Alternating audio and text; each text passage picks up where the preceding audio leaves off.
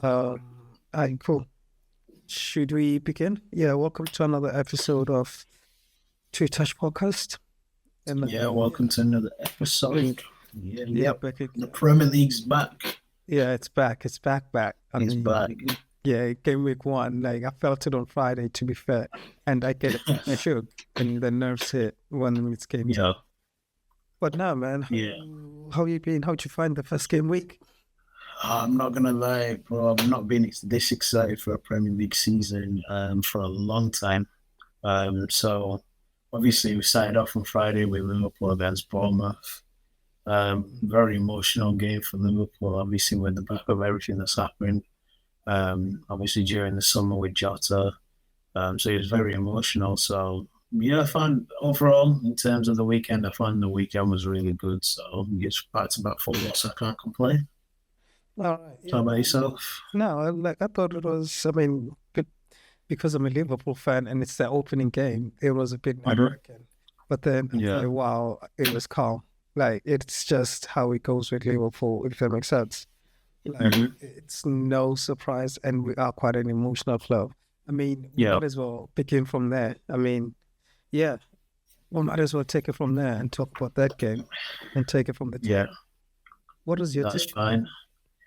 You're the Liverpool fan. I want to hear your take on it first because for me, yeah, there's a few things I was a bit surprised about from Liverpool, but yeah, let's take it to you first. What did you think? Okay, what did I think? I thought it was a good game in terms of the sport, but Hmm. in terms of everything around it, it was Yeah. okay. Here's the thing: nothing was surprising Right. in terms of that game, right? And I don't Hmm. mean that in a bad way. I know we conceded two goals, but I mean, remember what I said to you that sometimes we get complacent, but it's not necessarily Yeah. complacency. I think we just get confident. Yeah. Because if you look at the two goals that we conceded, which were basically one of our players losing the ball and then they Yeah. threw in on goal and they lost the ball, not that it was taken off them, it's because they were trying to trick. Right. Like Yeah. just So trying. we talking about Shalabala say Yeah, Dominic was like, yeah, yeah. just call him dumb. And every time you butchering I'll, his I'll name, get I'll get his name right by the end of the season. I'll get his name right, but yeah, yeah, we yeah. I think we had a conversation about him last week in Before regards that to his happened, position. yeah. I So mean, yeah, that's carry on. Sorry. yeah. So yeah, he lost the ball doing a flick, Mhm. and arguably we shouldn't be losing the ball there. Yeah. You know, that's one of those, why you losing the ball over there and why you trying to play it over there when behind you there's only three people. Right. If you lose the ball there, so that's what I mean. So in general, it's also down to the fact that we got confident and comfortable in the game. Mm. So with Yeah. comfort brings silly mistakes, and silly mistakes brings silly goals. If Yeah. Of to course. put it bluntly, do you know what I mean? And that's Yeah. what we conceded. But at the same time, I know we have the firepower. Yeah. And that's the thing with So Liverpool. You can never ever count them out. No matter if you're winning 2-0, 3-0, with the crowd behind them, they're always going to yeah, be yeah onto you. So yeah, you can never count them out. and let alone the fact that it was an emotional day for us Yeah. because it was the Yeah. first game and that's without Diogo and there's a whole tribute. So there was a whole mix of things and the emotion just kept kind of piling up and piling up and piling Yeah. up. But yeah, in terms of the game, like coming back to it, it was a Mm. very good game of football. We conceded Yeah. stupid goals. However, there's always magic in our games. Of Like that's one course. thing I will not lie, and it's always dramatic. And as a Premier League fan, I think that was one of the greatest openers to the season ever, in my opinion. Unless you could show me a different, no, and isn't like the very first game of the league, not in Hmm. terms of like the first game each team plays and which one was the Yeah. best one, but as in the first opening game of the season. Like we can't wait for football, and Uh, it had everything from terrible refereeing decisions to yeah. like there was a whole list of things that encapsulated or that kind of represents the Premier League, unfortunately Yeah. Of and course. fortunately. Of course. Of Yeah, what was course. your And perspective on the game? for me, for me, in terms of the game, overall game, first of all, I want to give props to Bournemouth. Obviously, They came with a game plan, and considering that they sold a lot of their defenders over the summer as well, That's a good. um, That's a good point. yeah, they came with a game plan, and obviously the first thing that I noticed in the lineup was Semenyo on the right side. So Yeah. I should have put him on my FPL, but I had him on the bench, unfortunately. But that's a conversation for another day. But in terms of Semenyo sitting on the right side, I think they targeted Kirkez, and Because he obviously the knows it. managers, yeah, he knows him inside out. So they put the strongest player on Kirkez. He was I think he was nervous due to how rash he was during the game. To be But fair, yeah, sorry to interrupt. He showed me no, no, things it's that I'd fine. never seen. He showed me a side of him that I'd never seen. I'd Is that never good, seen that. bad? No, it's bad, but at the same time, Mm, it's almost like I feel like it's two things, right? Like the side of him which was super rational and really yeah, emotional, but at the same time, it's your debut. So yeah, I don't know where to go with Kakis, but I highly rate him. But yeah, as you were saying, yeah. For me, he's not a bad defender overnight because I wanted him at some point at United due to the engineer aggression. So it's just one of them things. I feel like it was his first game and he's probably got caught up in the occasion. Obviously, the target him back with Semenyo on the right side. We all saw what happened in terms of the goals he and was stuff like bleeding. that. So, yeah, he was bleeding. But I said it previously when they played Crystal Palace the week before. I said that Liverpool, when they two left wing backs or whatever left wing backs, when they go up, they leave a massive gap. And Yeah, in order to plug them gaps, you need a solid CDM who's going to pick up them positions when them gaps are being left voided. You see, so mhm. it happened. It happened. But going back to the overall game, so I don't digress.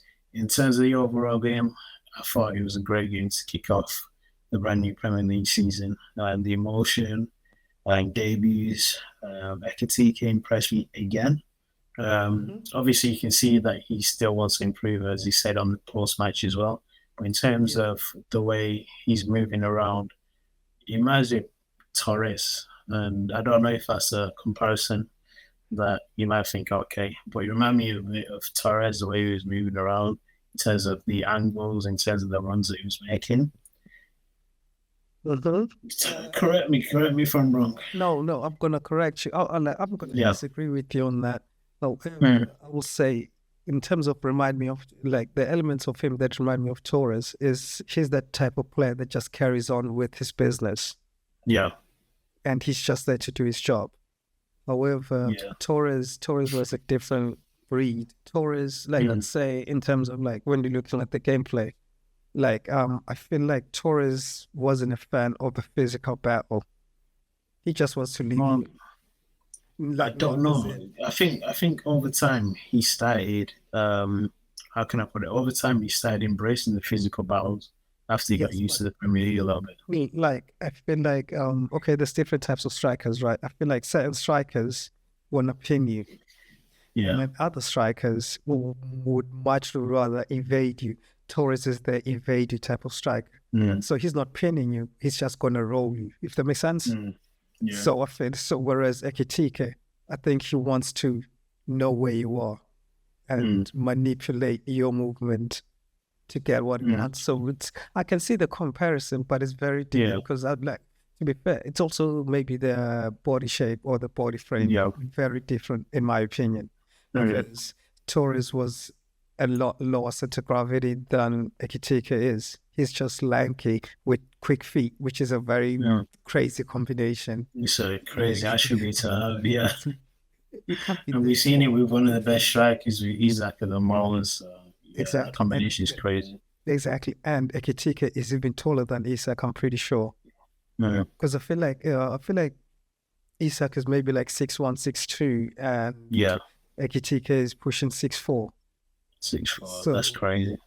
so that's a thing. But like Mm, that's an interesting comparison. But then again, yeah. because Ekitike does have the blonde hair, so maybe that's why you take it. Maybe it's the element of that, but in terms of the other people who was debuting on the day, obviously we've discussed Kirkez already.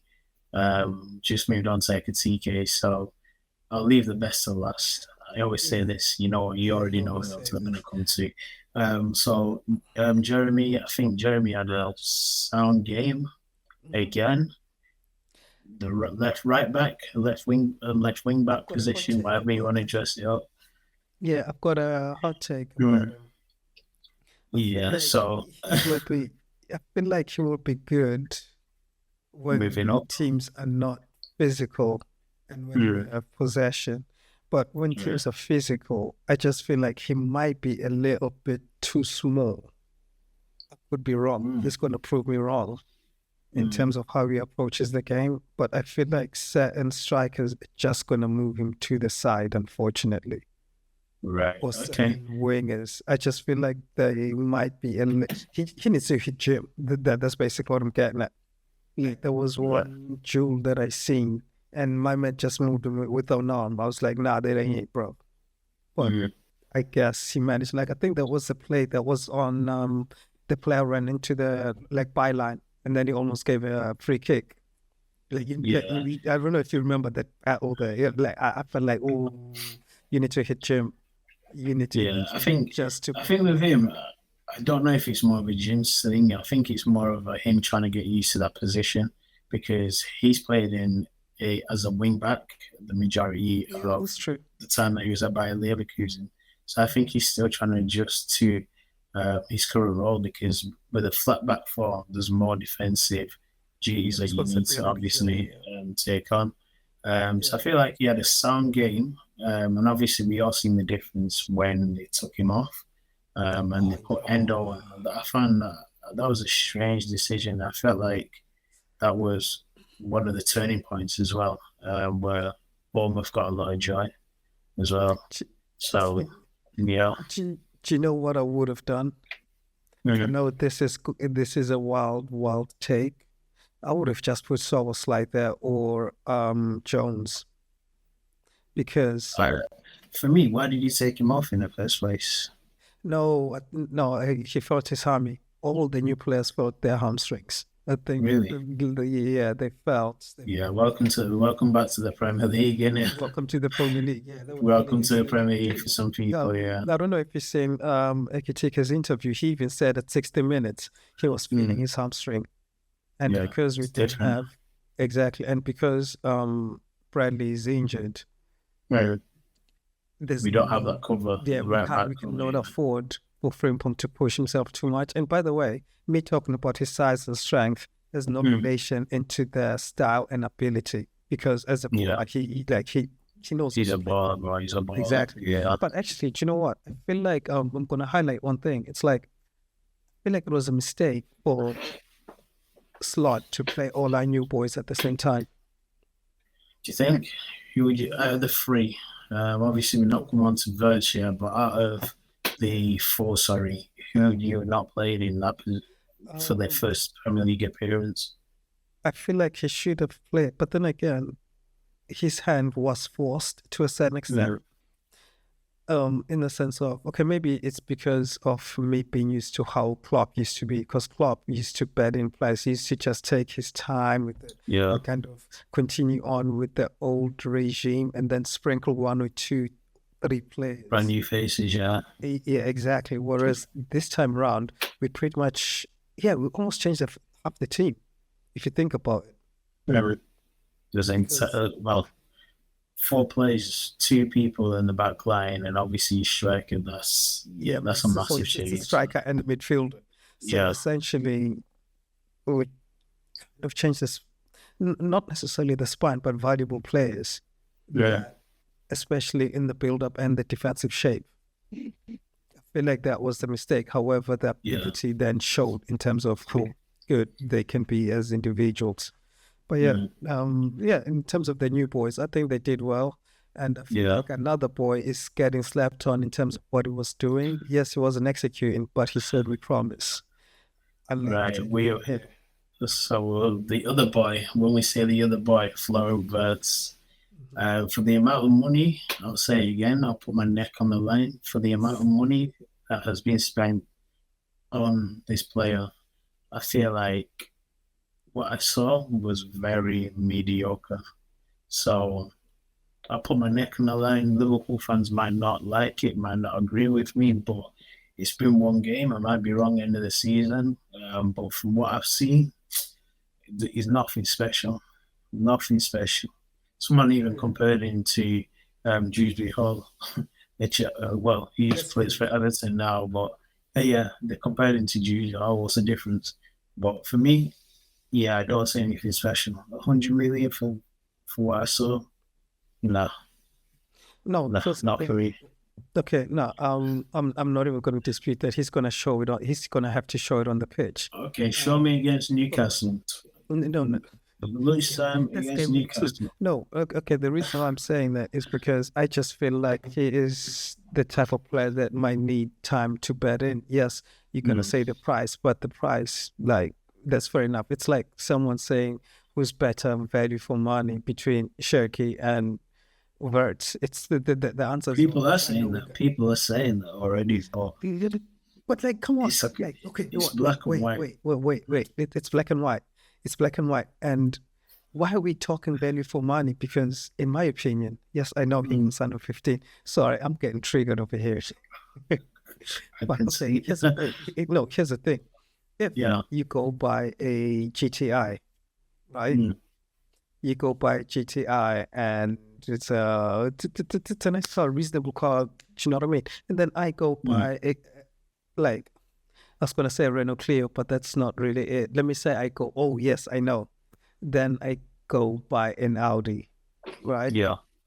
Or maybe a C63, since it's rear-wheel drive. You're not gonna know how to handle the C63 as you would a GTI. But then once you get used to it, the guy in the GTI can't catch you. You just have to get used to the other stuff. In terms of value for money, yeah, you're gonna get there quicker. That Yeah. I feel like that's a very easy argument in terms of value for money. No, do you know what? I can't even say, but in terms of the money, he's not the one who's responsible for paying that fee. It's a club. So he just does his own thing as a player. But what I'm trying to say is the way the media have hyped him, I'm sorry, I don't see anything special. Honestly, I don't see anything special. And people might laugh at me and say, you don't know what you're talking about. The German league is a very sus league, okay? So when it comes to buying players, it's very, very sus. So when I say that, it means that it can be hit or miss. It can be very hit or miss. Yes. So right now, he's missing. He's missing right now. Yeah, I can't find him. So yeah, he's missing right now. Do you know what I pray for? I pray he doesn't become a Harvard. I pray he doesn't become a Harvard. But like, no, you're right in terms of the German league. And to be fair, I'm gonna keep quoting Ekitike here. He said himself, like, yo, in the German league, you get a lot more time than on the ball than you do over here, and that's what kept happening to Wirtz, which was he was checking his blind spots before receiving the ball. But 2 seconds later, there's another player that just showed up out of nowhere. Yeah. You ain't going to get that much space. If you watch the Bundesliga, you'll notice in terms of space, there's so much space within that league. Mm-hmm. So when it comes to the English league, that's what I'm saying. I'm looking forward to seeing him in game week 2. Because the way Newcastle are going to strangle him in that midfield. Now we're going to get to that. We're going to get to that. Yeah, you know what? Let's move on from Liverpool because I can talk for days on Liverpool. Yeah. What you take on the Man City Wolves? In terms of Man City, I'm pretty sure that was 4-0. You might have gone into them because now we're cooking. I'm depressed about talking about Liverpool now. So let's talk about real teams. Okay, so now we're cooking. Right. So in terms of Man City, you're so shameless. In terms of Man City, for me, they didn't have the toughest first games, to be honest, compared to a lot of teams. But for me, they did the job.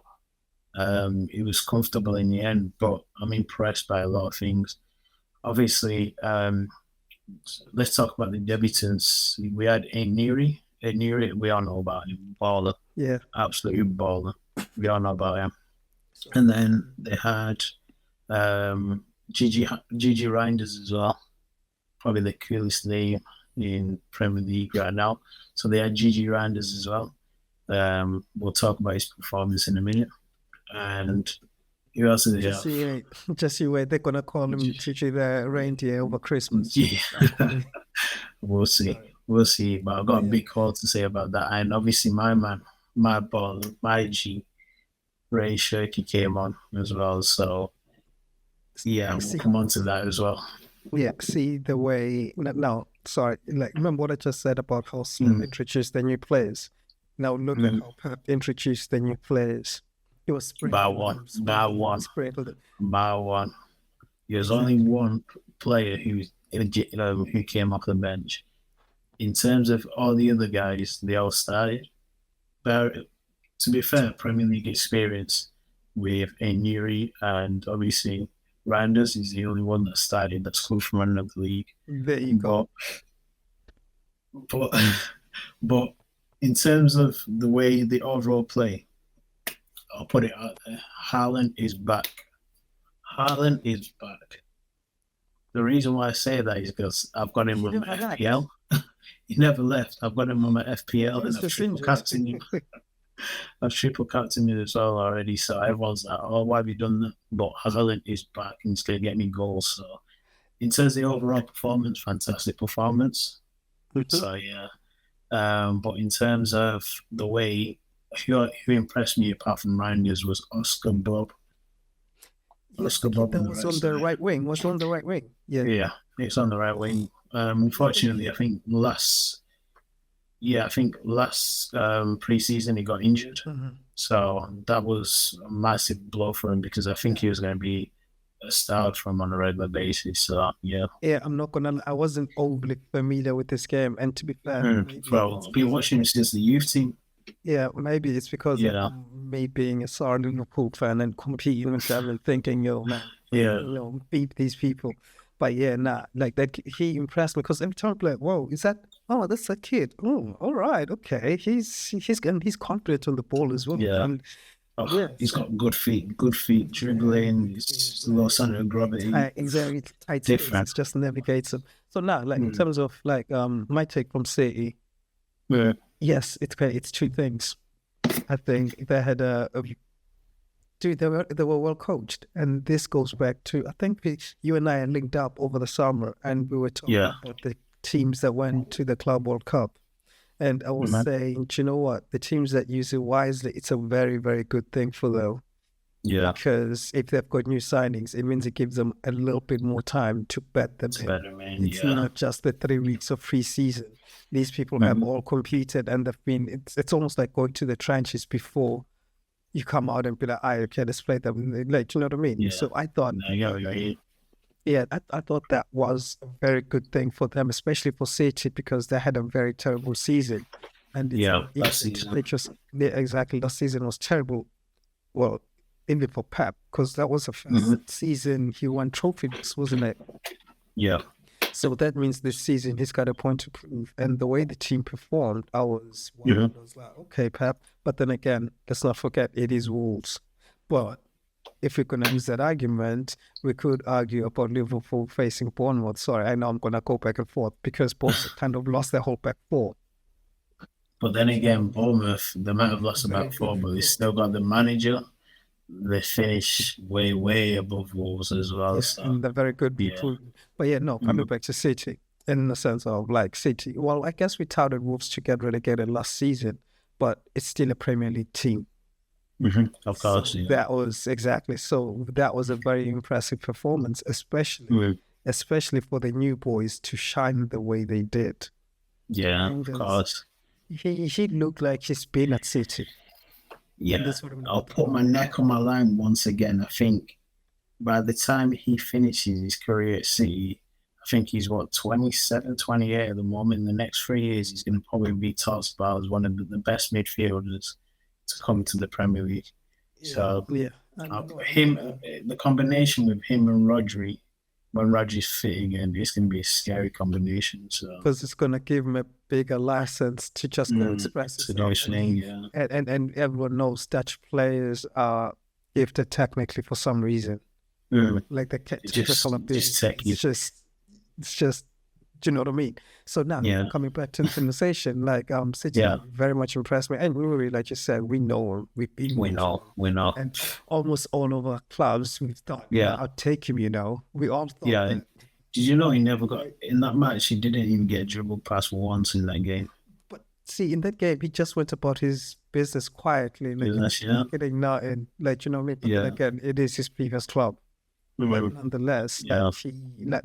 like City did that thing. Good goals. Haaland, I feel like yes, he scored, but I feel like they're still learning each other in terms of the forward line. Yeah, the chemistry. The Yeah. chemistry, they're still working on it.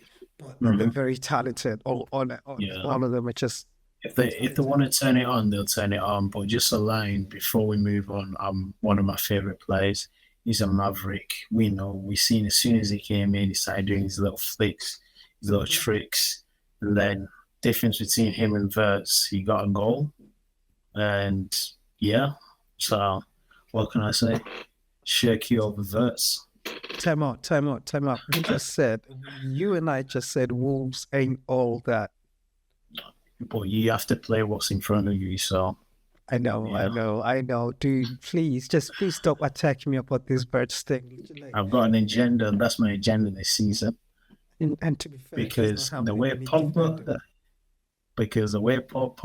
got slaughtered for 80 million, and people are saying they expect a goal every single game. I'm expecting at least an assist and a goal every single game for 120 million. Yeah. Let's move on. Shaky very much impressed me. Like, I'm going to be real. He impressed me and he looked comfortable. And also, because I hate to compare the two, but I'm not even going to compare. I'm just going to give Shaky his flowers. One thing that I'll give him is he doesn't mind being physical.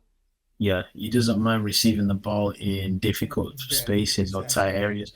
Exactly. From what it looks like for me, he's already thinking he's a step ahead the majority of the players who are defending against him. He knows what he's going to do already. You see, so I know I just said to you, I hate to bring it back to this guy, but unfortunately, every time we talk about one, we're going to talk about the other. It's going to be like that. Yeah, and I feel like we actually mentioned it after the Palace game. Verts doesn't want a challenge. I think he's scared of a challenge. It could be trauma from the ACL. Yeah. There's a big part of him that he tries to keep away from a challenge, and I hope he believes in himself and he watches himself and think, oh snap, yeah, I did back away from the challenge. Like he's going to press and stick a foot out to try steal the ball. But if it's 50-50, he'll back up. Exactly, but the Premier League, they'll eat you alive if you give people 50-50s. They'll just keep feasting. But anyways, let's move on. 12 o'clock on Saturday. 12 o'clock on Saturday, we'll have this conversation. I'll say I told you so. No. We'll get to the games. We'll get to the games. We'll get there, because the first game is on Friday. Should we do top Spurs? I mean, Tottenham, sorry. I don't know what it is with me. Top Spurs. Just keep calling them that. But yeah. Yeah, in terms of Tottenham, do you want to take it away or this one? Yeah. And you know what's funny? It's because I swear we gave Kudus so many flowers. I was saying it. I said it. I'm happy Kudus. Dude, here's the annoying part. I'm gonna get to the FPL, but I was mad at myself because I did my FPL last minute. Whenever you see, like, you watch the game through the weekend and you watch the game like buzzing. I thought I had Kudus, and then I'm buzzing, and then I went to check my team. He's not in it. He's not there. He's nowhere to be seen. But that's what happens when you do a team. Like, I already feel like playing my wild card. That's a different thing. But now Kudus. But here's the thing: Kudus has been that guy though since he came here. Like I've been wanted him in Liverpool as Salah understudy and also as an attacking midfield option. Do you know what I mean? Someone could play on the right and also play an attacking midfield. And just he's gone. Yeah. No, I was just saying. I made that comparison. I thought eventually when Salah leaves, he's one of the candidates to obviously take over from Salah's role. And over the summer, I did a piece as well in regards to why United should sign him as well, at least consider him. And I said, in terms of last year, everyone's focusing on what happened with him at West Ham. He was just in a bad team. Yep, that's what I said. Like, that was a conversation. I feel like they became individuals rather than playing as a team, and that's just Yeah. necessary within the club that I may not don't even know about. If that makes sense, like I know nothing, but I just know things went right over there. And Yeah. one thing that we all knew though was Kudus was that guy. But maybe the reason big clubs didn't want him was because sometimes big clubs are just easy, quick to charge a player before they actually like check out everything, because it's like the way they treated him, it's almost like he's not rated. Yeah. Really, he's been that guy. And He's that guy. Him and Bowen for West Ham. If you look at the previous season, he's the one in that Europa League win. He's the one who contributed a lot. I'm sorry, Europa Conference League win. He's one of the players that contributed a lot to that. To be fair, they had Declan in that team, so they're actually strong. That team was strong. But yeah, like Kudus has been that guy, and it just like he's a likable player, and the very like personality, exactly. So very, very likable. It's just his attributes. His attributes are just cold. Like he's powerful. He can dribble. He's a bit how can I put it? He's a bit of a maverick as well. I've seen one of his touches that he did. Cold. And actually, I didn't know he was okay. Not that I didn't know, but I didn't think he could deliver the ball like that with his right foot. I know he's left-footed heavy, if that makes sense. I don't want to call him one-footed. He's not necessarily two-footed, but he was very efficient, if that makes sense, with his right foot. The cross for Richarlison. Richarlison is one of those players that are easy to hate and kind of this is just easy to hate, and he doesn't make it. He doesn't help himself as well. Social media antics, but he knows how to grab a headline. Of course, either good or bad, negatively or positively. It's one or the other. He'll find the headline, and it's a great goal. Yeah, of course. But overall, I feel like Tottenham, along with, I want to say, please don't kill me for this, but along with Manchester United, I feel like Tottenham and United are probably the best team that I've seen this, how can I put it, this first round of fixtures. Don't get me wrong, City, I expected it. I expected them to obviously do what they did against Wolves. Yeah. But if we're looking at overall in terms of performance, Tottenham, we wasn't sure. And them and United were the teams that obviously finished 15th and 16th, so we wasn't sure. So obviously improvements.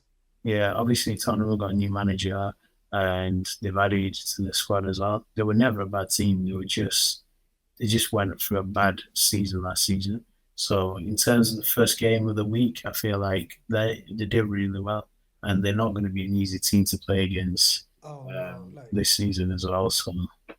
Oh yeah, 100%. Like I 100% agree with you on that, because remember, Tottenham have a very good attacking line that very good, very dangerous. The Tottenham even Tottenham forwards click, they're dangerous.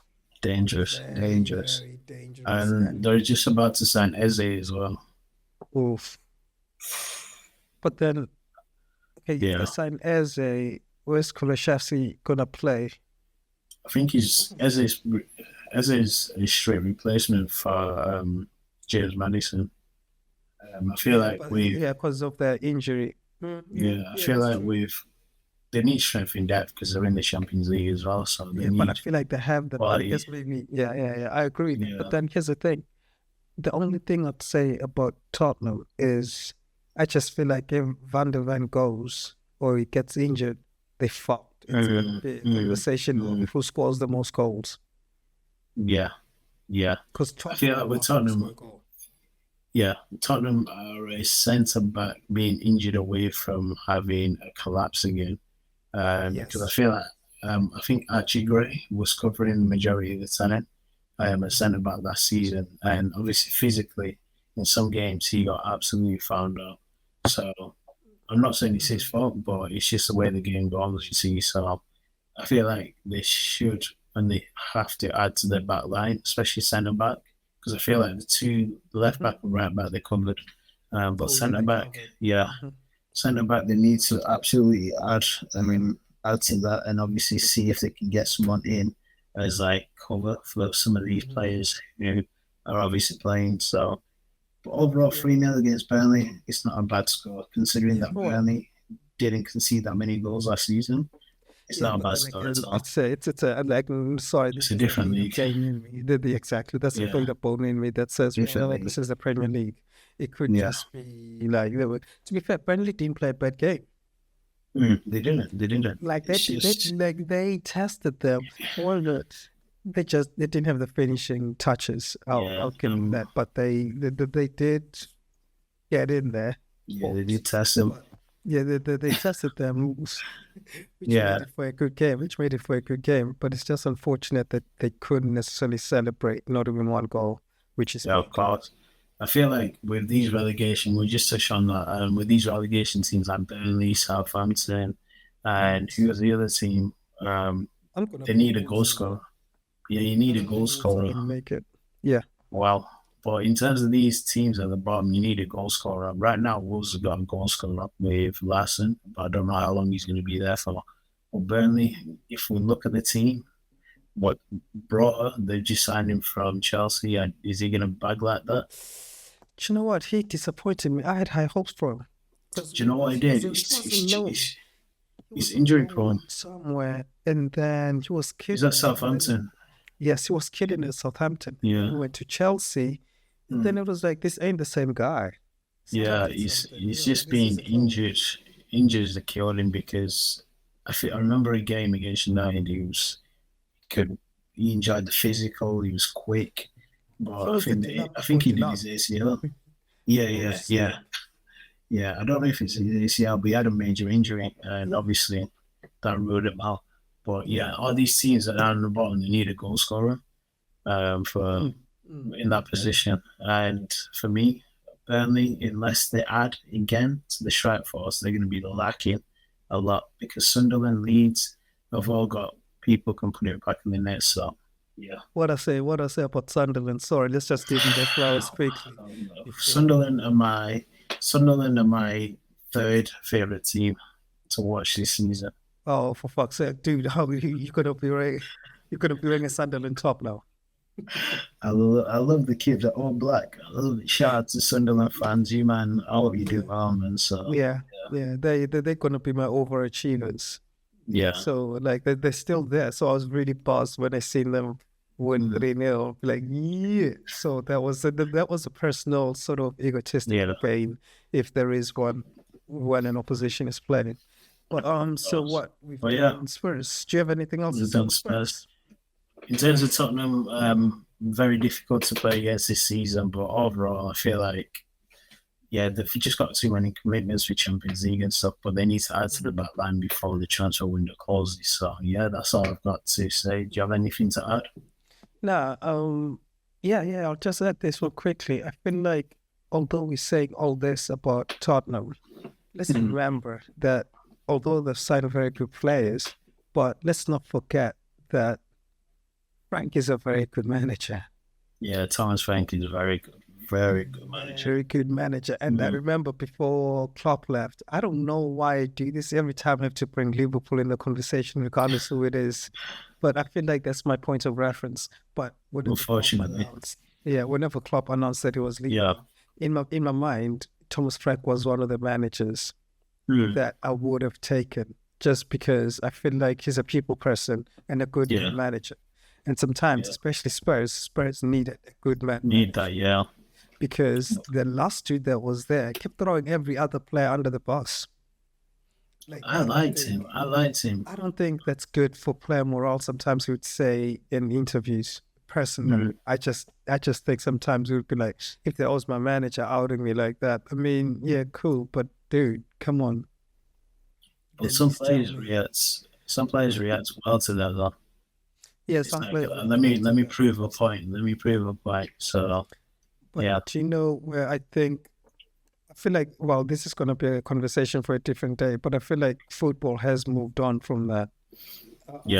People, in terms of, there's not necessarily stubbornness, but some people, it's like, if you treat me with respect and you show me that you value me as a person, I just might go the extra mile. But then if you are being a bit of a, could use a better DICK. term. Exactly. Yeah. Chances are, especially if you know that players have power, you can just sabotage this thing and just get him sacked. Yeah. We see what happened. Was it with Ten Hag and Sancho that had the whole Exactly. yeah. So Exactly. we moved away from the Roy Keane days.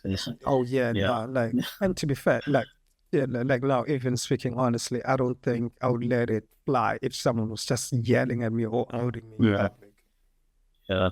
It's I hear it. I hear it. it's like, if I have issues, should I then like tweet them? Like if I have issues, oh, I'm wondering why the manager's not playing me. But then if I tweet that, it's like that's not professional. But the manager can go run his mouth over there. Anyways, that got triggered. Topic for another day. Yeah, That was the we'll last thing I discuss that wanted to another time because I was just going to say Pep does it all the time, but we won't discuss it another day. But who's next? Chelsea. Let's keep this short and that's sweet because yeah, I was gonna say Newcastle. Who played first? Newcastle or Chelsea? Newcastle played first against Villa. That was a dry. That I was was disappointed.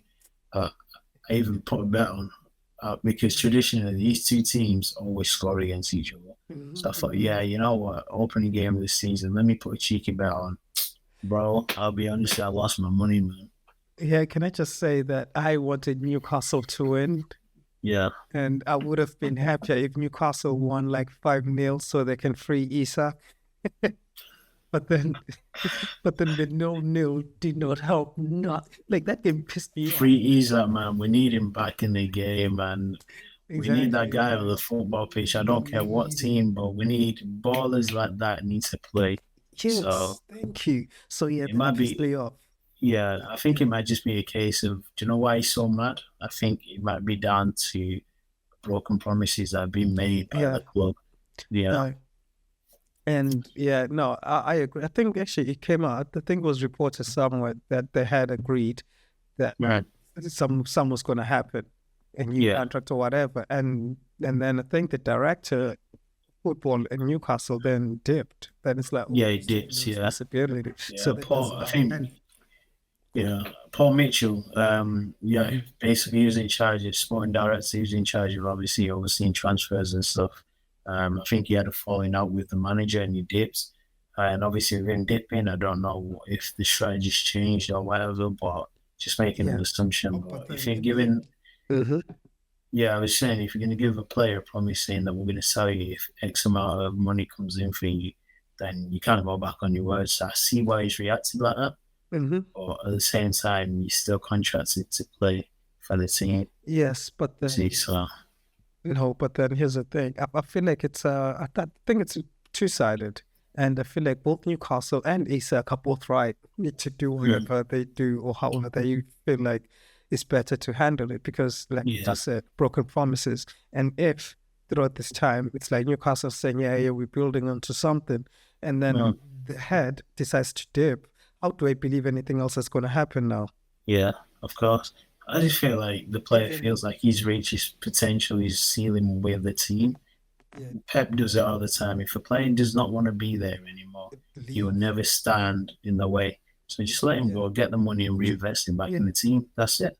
Yeah, to be fair, Pep did it with Cancelo. Do you remember that? Yeah, of course. Yo, he's on his in his peak, or blah blah blah. But it let him leave. But see, that's why I kind of get both sides, which is the Newcastle and the Isak side. But the kind of annoys me is how Newcastle, and I'm not telling anyone how to behave. By the way, you can behave as you see fit. But what I find not even annoying, what I find quite interesting is a hypocrisy in football. Because Newcastle are doing that very same thing to Brentford. Right, okay, with Wissa. With Wissa.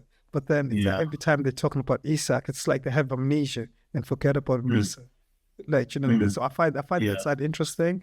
And I think, interesting behavior over there. But each to their own. And I'm not going to lie, I want Isak wearing red over there. Yeah, with that celebration as well, with that celebration. With me too, you know. Oh man, see, it's already hit, like it's already in my head. Yeah, it's already in your head. Yeah. But in terms of the overall game, I was saying this to one of my friends, boring game. In terms of Aston Villa, I feel like they hit the ceiling.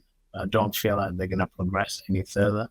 And so I was gonna say, what do you think about them selling Ramsey? That's strange. Like for me, the reason why I say it's strange is because he's obviously come from the academy. He's homegrown as well, like, and etc. So them selling their player to Aston Villa, up to Newcastle, a direct rival as well. Mm-hmm. It seems a bit weird, but Mate, yeah, I think something ain't right there. Cause, and also, no, I don't even see. Well, no one would have thought. Like, I can't. Okay, let me put it like this. I don't think Ramsey pushed for the move. I don't think it is. I Like, think it's like more this to is do with obviously FFP. the FFP. I think they're trying to balance the books again. Yeah, but then they should have sold someone else. Get like It's really not doing like it's easy to say sell someone else, but you don't know. If we look at down the team, who's important? Does Ramsey really start every single game like that? Would you sell Rodgers over Ramsey, for example? feel like, oh, that's a good shot. However, Yeah. let's say we don't necessarily have to look at midfield. Would you sell Watkins over Ramsey? Yeah. Because he's probably the only. Or who do you get as a goal scorer after that? Because goal scorers are not cheap to find like that. You see, so who do you get in replacement So from Ollie Watkins? who is man? Get like I hear You say get light, but he's Premier League proven. He's been doing it for the past 4, 5 years now, so it's going to be difficult to replace him if you sell him. So that's how I feel like they're looking at it. But then, how old? If we're going to sacrifice someone, Ollie Watkins, I think he's 29, knocking out 29. Okay, I was thinking he's over 30. That's fair enough. But No, he's even knocking out then, 29. I just feel like if I were there, okay, maybe it's also the fact that I feel like that was a bit cheap for Ramsey. Because it was what? 40 million. I think it's 40 to 45 million for it. But then again, if we're looking at that, it's like if we're looking across the board again, midfield, I don't think there's anyone else that they could have sold to make that type of money because I think what's it called? The guy's just gone to Roma, Jamaican guy. Oh God, Leon Bailey. Bailey, I think he's gone for like 24, 25.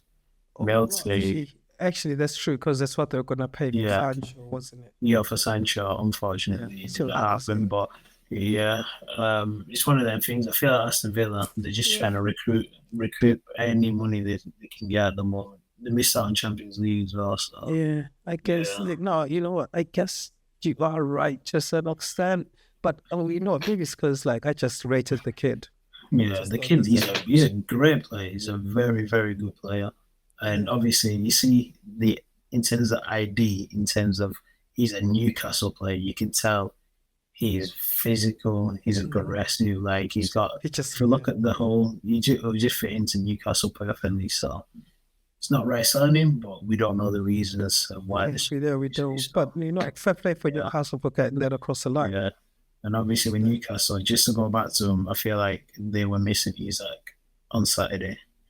They were missing that striker. Saying they should. I wish they scored like 6 goals so they feel like, you know what, we don't need a striker. We got it all covered real good. But that was the case. So I think that's what made the game more boring for me.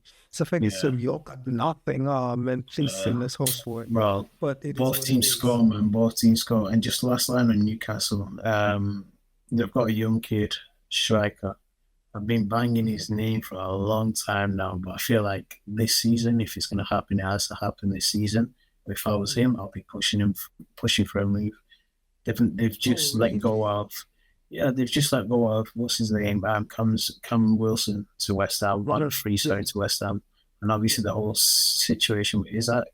And he's been like the understudy for Isaac and Cam Wilson, but he's got William Asulu. If I've got that wrong, I do apologise. I watched the kid against Birmingham in the FA Cup last season. And I think he scored in the Premier League as well.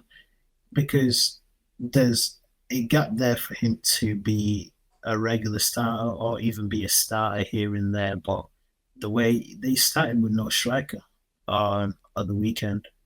So if anything, I feel like he's experiencing enough now. He could have started because when he came on as well, he created opportunities for himself. If you've got a chance to watch him because if you just watch clips of him, Focus on them. he's an interesting player. Yeah, no, You heard it first. Yeah, you know what? I watch it closely because honestly, that game was just like, oh Jesus, okay. Like, so you now know you're scoring because it was just, it didn't do it for me. Yeah, I hear it. Yeah, Chelsea Palace. Chelsea, bro. Watching that game, it made me feel physically sick. Because how can you Chelsea, all the flowers. It gave me PTSD, bro, because how can you have that many good players at your disposal, but still perform the way they did? Like, come on. Maresca I don't care, he's won the Club World Cup, he's won the Conference League, but I just feel like with the type of players Chelsea have got, the type of football that they play, it is so dead, bro. Like, I don't know what he's trying to do. I think Chelsea play shit football. Do you not think? Yeah, I don't think they play. I don't think they play shit football, right? But one thing I'll say is, I don't think they play shit football. I think they are very good at getting up for a big game. Yes. Do you remember what I said to you in, I think, was it the prediction show? I said to you, one thing I'll say about Chelsea is they might peep around and win the Champions League because they just might be really good at getting off for the big game, yeah. But for me, with Chelsea, it's just like, they just fly to deceive. To be honest. No, it's just like, I feel like, and then also, to be fair, let's remember this is Maresca's second season. Second season, yeah. So I feel like the second season, even if you did well on the first one, the second season, which is it's always harder. It's always harder because then certain teams are going to sort of clock your patterns. This is the Premier League. Everyone pays attention to everything. Everything, You know what I mean? So it might be one of those ones whereby, you know, to be fair, I mean, we are saying this about Chelsea.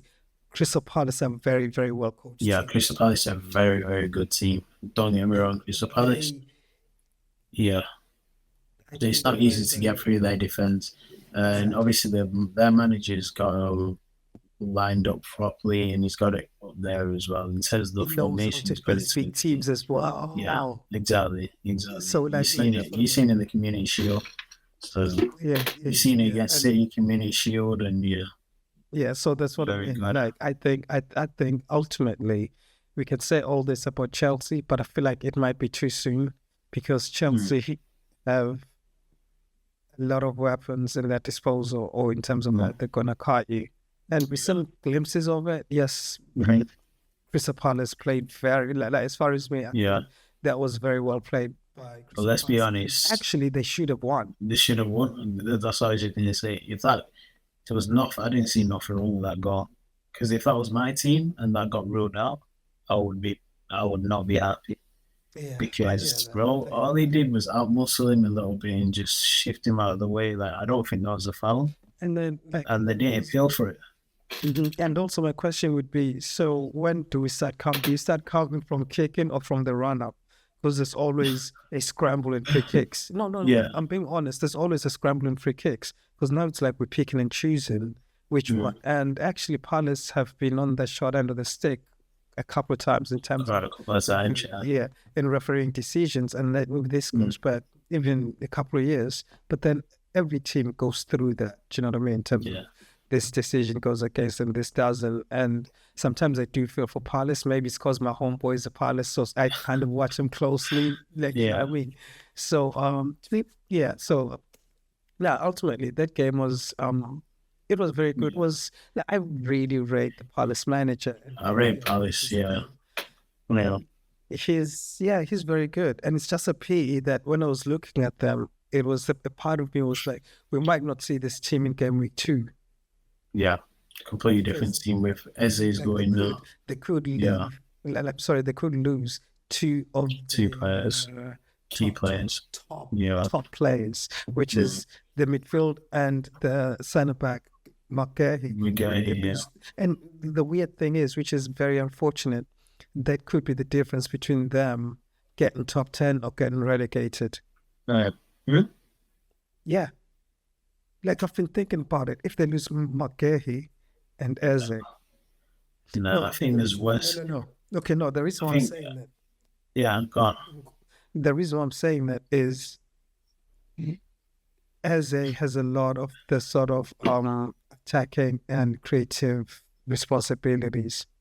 I'm not saying the other players don't have it, but typically it's Eze playing the pass. It's Eze. Yeah, of course, yeah. And then, especially, I'm not sure what I'm not in the know-how of Crystal Palace and their recruitment or maybe their youth system. But when I'm thinking, okay, cool. So if we take out Eze and we put, is it Lemma or I can't remember his name? Yeah, they were a bit the different types of players, to be honest. So exactly. So different. No, because they don't have another Eze. Unless, like, please, Palace fans, correct me if I'm wrong. But then, so now if you lose their creativity, yeah, then we also lose one of your main centre backs, the Marshall in the centre back. To be fair, they do have a very good keeper, but if you lose those kind of positions, I feel like it could be they could struggle scoring goals, and they could struggle. Go on. I was just going to say, the way I see it is there are way worse teams on Crystal Palace in the league. I don't think they'll get relegated, but in terms of top 10, I think you might be onto something with that, but I don't think they'll get relegated. Yeah, okay, that's exaggerating. Yeah, I feel like there's worse teams. Yeah, and I feel like with Eze, yes, they'll lose Eze, but I feel like with the team, the club have been knowing for a long time. Eventually, it's going to come to an end because they're very good player and high in demand. So I feel like they've been planning for this for a very long time.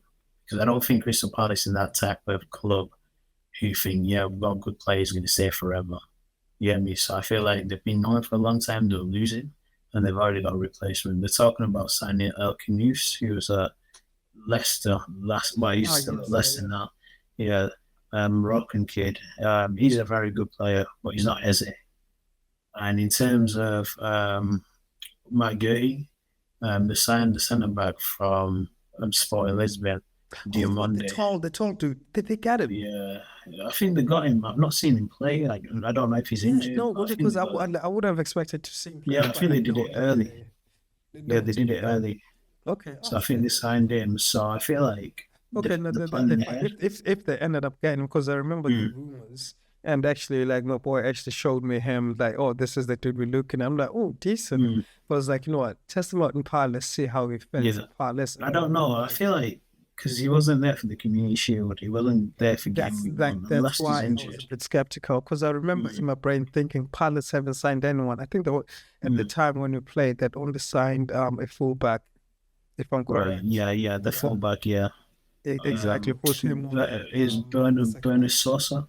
Bernard Sosa, he missed a penalty during the shootout as well. But, so in my head, I just remember thinking that's the only player they've signed. They might be in trouble if they don't sign. Yeah. So now that's why I was saying the difference between relegation and, yes, I did exaggerate, but let me say top 10 and maybe getting 16th. Yeah. If they lose Eze, Gertie, and Wharton, for example, which I highly doubt. That's a lot. They can't afford to lose three. Even JP Mateta, if they lose him, long day. But I don't think. To be fair, like, I don't think. I hope Wharton sticks around. I hope he stays. Because to be fair, I guess because he's quite creative as well. I feel like it's a side of his game that's forgotten. Dude, why are we talking? We're going in depth into Crystal Palace. Because Chelsea let me down, man. Let me down, but just to touch on Chelsea, I don't understand. They need a centre back, but they're trying to sign Garnacho. I don't get it. I don't understand what is going on. The transfer strategy. Chelsea fans, please tell us what is going on and what do you think of the transfer strategy? I'm meant to be the Chelsea representative. I'm representing Chelsea, and I'm telling you, I don't understand it, bro. I really don't understand what's going on. We need a spokesperson for them, because we literally just had one of our centre backs, our first choice centre backs, literally doing ACL. Okay, and we're putting a young kid, pressure on the young kid. Although he did well, he's still green. He's not green enough to be starting week in, week out. You see, and obviously you've got someone who's dodgy next to him. You can't rely on with Fofana. You don't know whether he's gonna be injured one day, be fit the next day. Yeah, dude, I rated him as well. I don't know. By the Shield, I do not know what he's still doing at Chelsea. Him as well, and Tosin. Anyway. Yeah, Tosin's steady Eddie. No, Chalobah's been good though. Chalobah has been alright, but come on, big European nights. He did miss Against the best of the best. He did miss an open goal. That is a defender. Yeah, that is a defender. So yeah, I'll give him a break on that. But in terms of defending, in terms of defending, bro, we need centre backs, not just a centre back. We need centre backs. So I just don't understand why Chelsea not doing the deal for Gay. It blows my mind. I don't get it. I hope he keeps saying no when he says what's going to Liverpool. But Chelsea fans, would you have Matt Gurley obviously to be signed for you guys because you desperately need a centre backs at the moment? So let us know. They'll take him, but I don't know what they're not doing the deal. Yeah. To be fair, maybe he rejected them because remember he went through their system. Like he did, he was already been there. So for me, it's almost as though Chelsea is a no-brainer if you look at the fact that he played there, and I'm sure half the team, or to be fair, Chelsea down buy sell, but I'm sure he's familiar with quite a number of the staff members and some of the players that are. Yeah, of course. So it'll be easier for him to return back. So it should be easier. And also, remember that it doesn't really take much because he's still in London. So it's not much like major move. Relocation or anything, yeah. Exactly. But in terms of that, I do understand. I feel like that makes sense. But I'm still hopeful that he comes to Liverpool. Yes, I'm for Liverpool, yeah. Yeah. One person. Liverpool top six. It's one of them things. I'll let you off. But I think next match United against Arsenal. Okay, here's the thing. I feel like this game was it was a weirdly two-sided in terms of we've seen what we predicted in terms of Arsenal and their some pieces, and we've seen the other side of it that we also kind of predicted in terms of the hot and cold of the new boy. Yeah. So you said, I think you said you want to see if Arsenal can grind out results. Yes. So on that's what you said in our last episode, and I said Arsenal, when it comes to set pieces, they're going to be very dangerous on set pieces, and both came to fruition. You see, so exactly. Yeah, just call us with football experts stuff. But to be fair, that was the first game they won at Old Trafford in a while, wasn't it? I'm pretty sure it's the first one in a while. Or did they win the season? I think they've won there a couple of times. I don't think we beat Arsenal apart from the World Cup, apart from the FA Cup. I don't think we've beaten Arsenal in open play for a long time. We used to slap them all the time, bro. But... Yeah, no, that's what I was basing it on. The fact that at home, like it was almost like you do your job at home and then they slap you away or whatever. But yeah, for me, Arsenal still have that sort of boring thing in the back of their minds. They're very streetwise, and for me, and I think Arteta knew what he was doing. You basically thought, let's get a 1-0, well, not play for a 1-0 win, but let's score. And we've got centre backs, we've got a defence strong enough to keep these guys up. You see, so let's sit in after we score, because you start with 3 centre backs. In reality, you start with Calafiori, you start with Saliba, and you start with what's his name as well. The big guy, the guy next to Saliba. Gabriel. 3 centre backs. If you want to class Ben White as a centre back as well, he is. Though, yeah. So 4 of your players are centre backs. So you've got monsters. With Saka as a wing back now. You've got monsters literally in defence. So I think it was a case of tactically, let's go and let's sit in and let's see if they can break us down. And unfortunately, United, we didn't have enough power to break them down. But in terms of Arsenal's performance, them are the type of performance that you're going to see on a regular basis. Gyökeres, a lot of people are saying he's a flat track bully, so he's going to struggle against the big teams. But when it comes to the smaller teams, that's what you said again. he's going to try and bully him.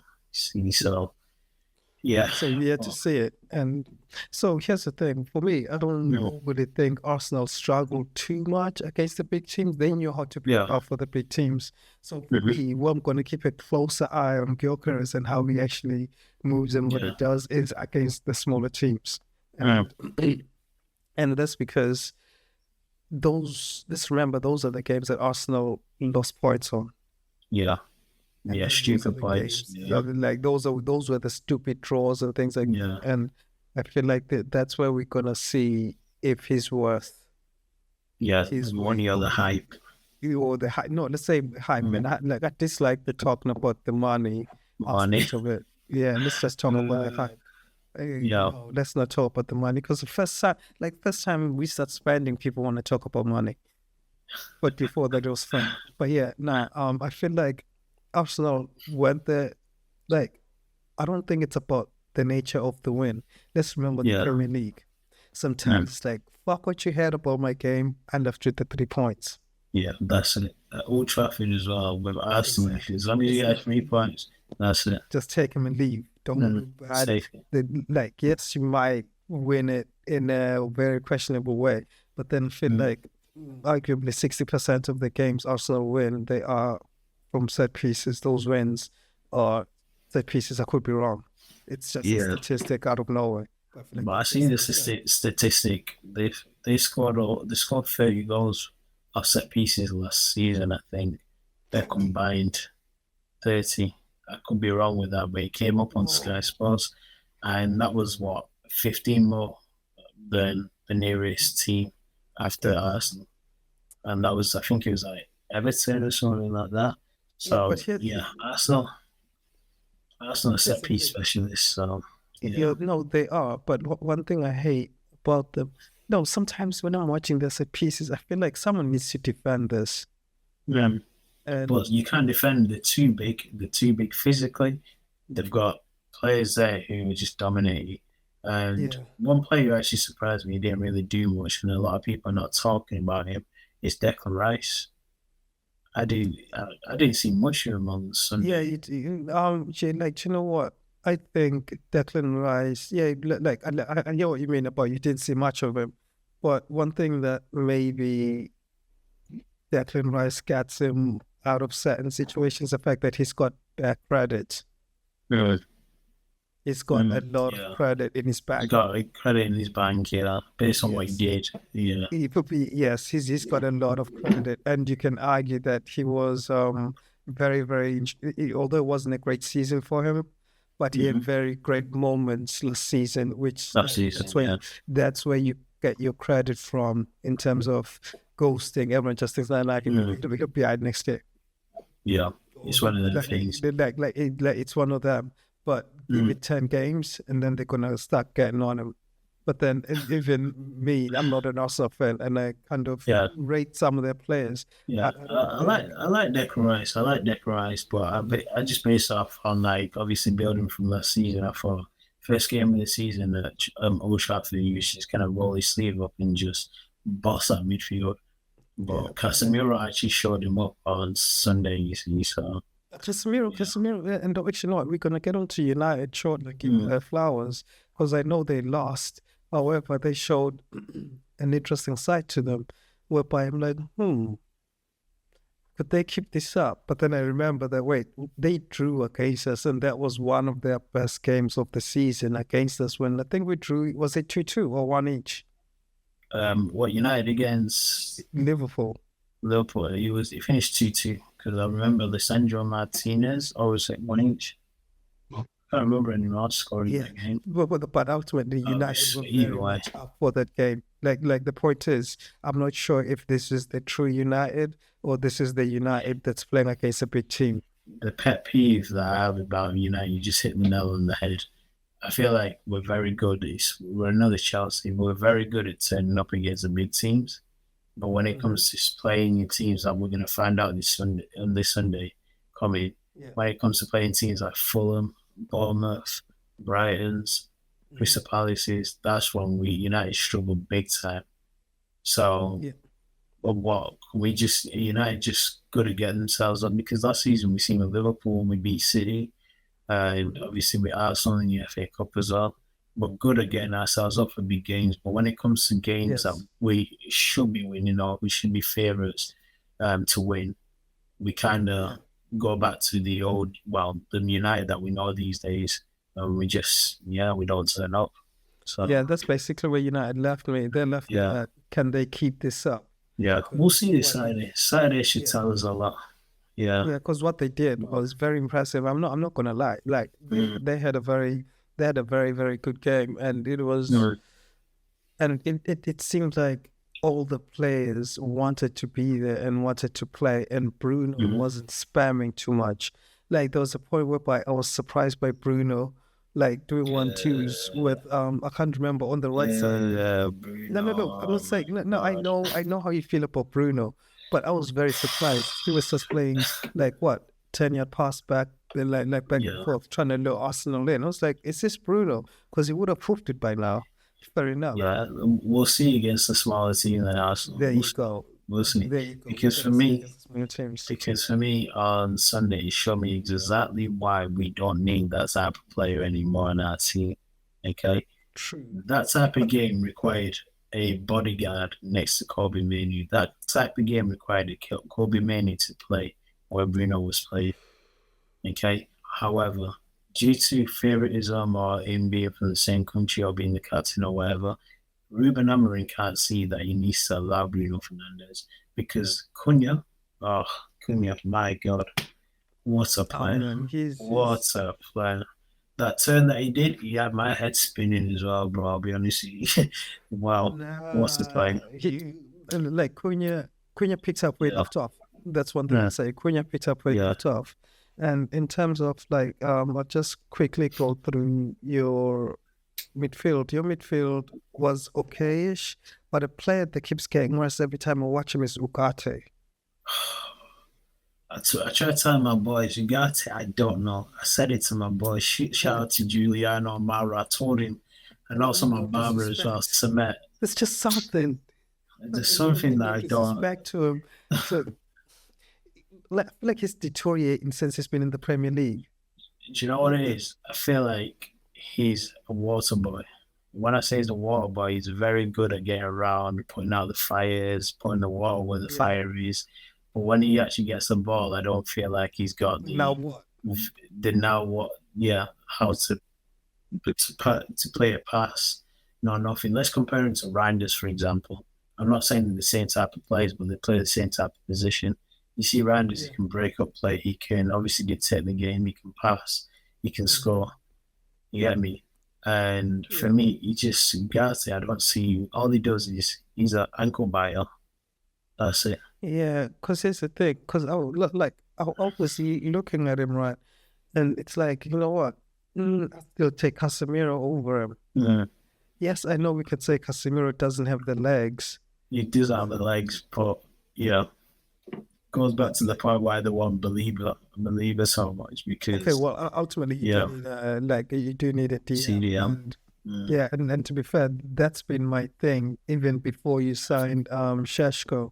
So, what did you think of his cameo? What did you think of his cameo? To be honest, it's really hard. 10 minutes. It's hard to judge. It's hard to judge, but I can see with the height, his frame, we need to get a lot of balls in the box. And just to touch on him, Mbeumo, for example, and Mbeumo's first touch is absolutely different class, bro. Like, I used to think Riyad Mahrez had a good first touch, then I seen Mbeumo on different class with his first. No. His first touch is not better than Maro's. It's not, but his first touch. I just wanted to get this clear because you said something. Yeah. No. But very good. We also had a good game. Luke Shaw. I want to give his I was really surprised because he was playing the third centre back, wasn't he? Yeah, first centre back. I feel like that's his position. I don't think he's got the engine to be a left wing back anymore. But every time he went forward, he was just the normal Luke Shaw. Yeah. Like, you know what I mean? He was still able to. It was good to see him. And as a football fan, it was good to see him. No, it's good to see him because when he's on it, he's on it. it was a surprise to see him there. And I was like, oh snap, they still got this dude. Like, and he did his thing. And Shaw did his thing. I'm not gonna lie. And here's the thing, man. I know Arsenal scored and I know blah blah blah. But here's the thing. I hate the way they take their corners. Like, yes, they're set piece marshals, say this and that. But I hate how they impede the play. I feel like it's like, for me, the way they play, although I know I said that they might win the league, but what's annoying for me is how they're going to win the league. If you win it, it doesn't matter how you win it. Don't look back. They ain't going to look back in anger and be like, oh, we won the league, winning 1-0 this time. It just shows that they've got a solid defense. Not the 1-0.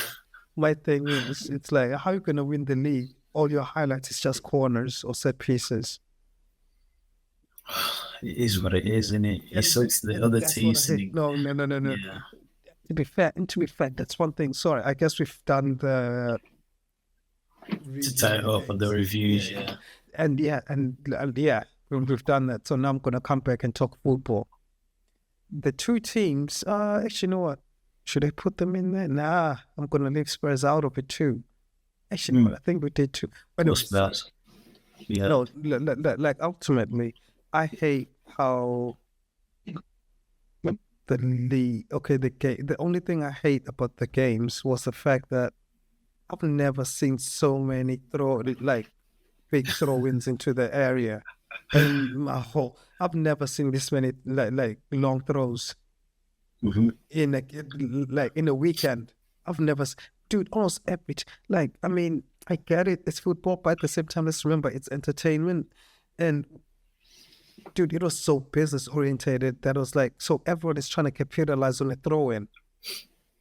But if you look at it this way, I always say, if my team is winning, regardless of the win, we just win. Because for me, if you're winning 1-0, 2-0, 2-1, it doesn't matter. As long as you're there when it comes to May, no one's going to look back and say, Arsenal did this, did that.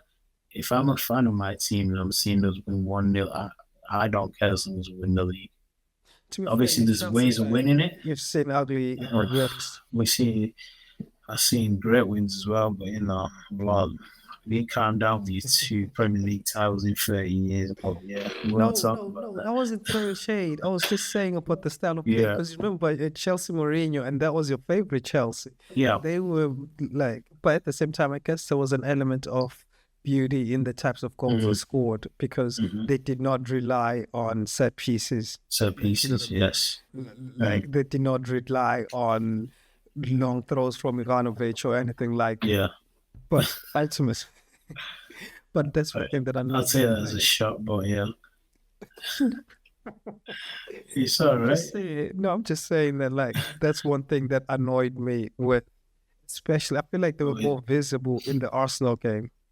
I don't know why, but I just dislike them. But hey, when you get it how you live it, man. But it is what it is. In the Prem. But yes, we go to the weekend games. Weekend games, we'll break it down quickly into the weekend games. Sorry. Before we proceed, who was your player of the weekend? My player of the weekend was Gigi Reinders. If you know me, you know that I love a good midfielder, bro. And playing that position in the past myself, you need to be able to pass the ball, break, play up, as well as score goals as well. I feel like that performance, had everything in the midfielder that you want. So, considering it's his first game in Premier League as well, I feel Reinders. Reinders took it for me. Who was yours? No, you know what? I was gonna pick Reinders, but I'm gonna try pick someone different. Devil advocate. Yeah, so we're not singing from the hymn sheet or whatever they want to call it. I'm gonna give my player to. I'm conflicted, right? I'm conflicted for two reasons. Can I pick two players and I'll just give you? Just one. Just the one. Just go for him. Okay. Can I have an honorable mention? Go on. Okay, I'll have an honorable mention. The honorable mention is gonna be Kudus. Right. Because he gave us 2 assists. And he had a great overall game. But you know what? I'm gonna like, I know I said it's easy to dislike him, but I'm gonna give it to him. I'm gonna give it pause.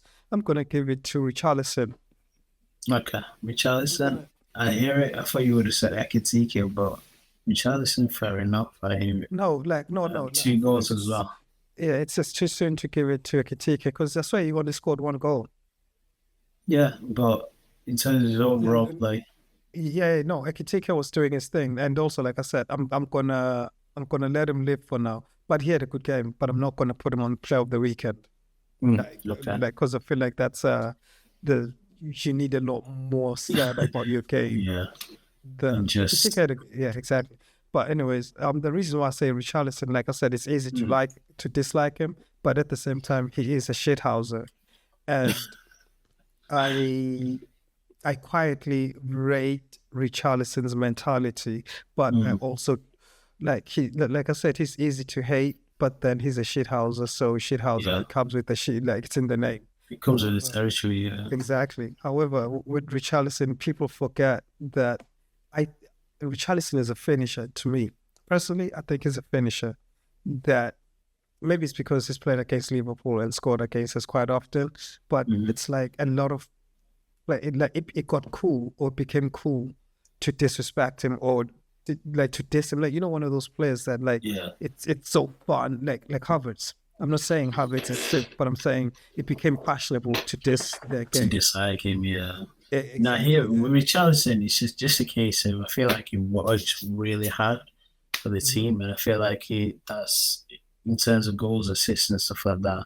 His main priority is goals because of his hard work, Mhm. defensively pressing this that it kind of gets forgotten about 100%. sometimes. You see, and he puts all his energy to that sometimes. Like the Europa League final, he was just pressing like a dog for Tottenham Mhm. against Mhm. United, and he kind of forgot his main duty, which is scoring. And Mhm. obviously, with Solanke, I don't know if he's returning back to fitness or Frank just doesn't rate him at the moment, but he's kind of ahead of Solanke right now. He feels like he's Yeah, got a new I lease of think it's life. the like, do you know what? I think it's I feel like, and this is based on Bournemouth. I mean, sorry, not Bournemouth, Bradford. I feel like Frank likes mobile strikers, Right. or he likes mobile forwards. I'm not saying Solanke Mm. is not, but Solanke is mobile in terms of attack, but defensively he puts in a shift, but it's not No. like he doesn't put in a shift with conviction. Like, if you Yeah. know what I mean, like I feel like there's levels to putting on a shift in terms of when you Yeah. stack. Well, I used to be forward anyway, but like, really, like I Mm. like a lot of Richarlison's attributes, and Gosh. Yeah. I feel like a lot of people sleep on them. And Richarlison is true forward, which is another thing that people sleep on. Yeah. Richarlison, to me, I like over the years of watching, especially when I was at Everton, that boy is too forward, and he's Yeah. athletic, and he's got just enough pace to keep up, and he's got the strength. He's got like I feel Mm. like his overall play is so good, but easily slept on. I'm not saying he's the Wow. best player, and this is me Wow. giving him his flowers for the weekend. Yeah. With you, I'm hearing that Liverpool need a striker. Why don't you go and sign Richarlison? Weirdly enough, I would have took him years ago. I'm honest. But I'm now, would honest. you take him now? Not right now. I feel like he's had one too many injuries, and that's why some people forget what he's done and what he can do. Mm. Yeah.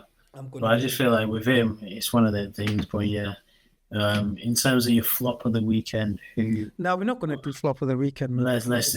It Okay. keeps shit Can I guess? interesting. Can I guess who yours is? Go on.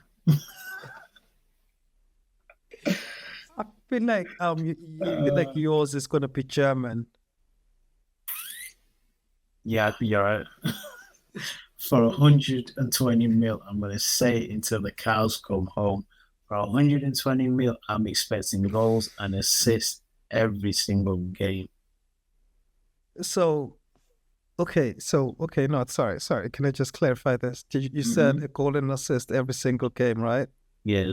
So so in two games that is played against prem opposition, it, which was wait, let me land, which was the game against Crystal Palace, which we highly rate, which well, we gave him their flowers.